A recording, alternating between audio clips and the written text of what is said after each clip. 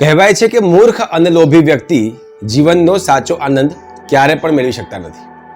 નમસ્કાર મિત્રો, હું છું જયમીન જોશી. સ્વાગત છે આપનું જયવાદમાં. મિત્રો, આજની વાર્તા એક સંત મહાત્મા અને એક વ્યક્તિની છે. એક માણસે એક દિવસ સંતની પાસે ગયા અને તેમની આગળ જઈ અને આક્રંદ કરવા લાગ્યા. એ વ્યક્તિએ સંત પાસે જઈને કહ્યું કે મહારાજ, હું ખૂબ દુઃખી છું, હું ખૂબ ગરીબ છું, મને ઘણા બધા પૈસાની જરૂર છે. મહેરબાની કરીને કોઈ એવો ચમત્કાર કરો કે જેના કારણે મારી પાસે ઘણા બધા પૈસા આવી જાય. સંત મહારાજે કીધું કે જો ભાઈ, ક્યારે પણ કોઈ વ્યક્તિને પૈસાના કારણે શાંતિ મળી નથી, એટલે તું આ વાત રહેવા દે.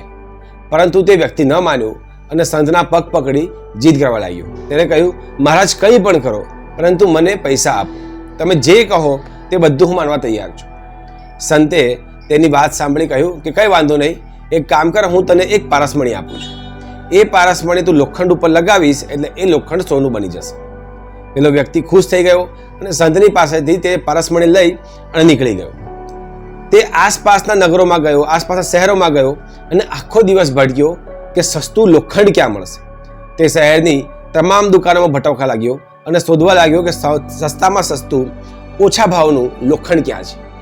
આમ તેને કોઈ જગ્યાએ સસ્તા ભાવનું લોખંડ ન મળ્યું, કેમ કે દરેક જગ્યાએ હજી ઓછુંના કારણે તે ભટકતો રહ્યો. આખો દિવસ આમ જ પસાર થઈ ગયો અને અંતે સાંજે પેલા વ્યક્તિએ સંતને પાછું પારસમણી આપી દેવું પડ્યું. મિત્રો, આપણા બધાનું પણ કંઈક આવું છે.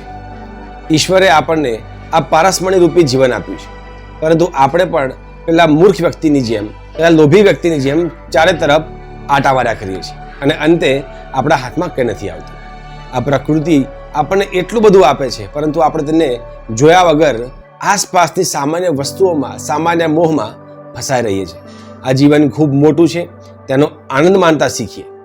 આ સાથે નવી વાર્તા અને નવા સંવાદ સાથે ફરી મળીશું. ત્યાં સુધી નમસ્કાર.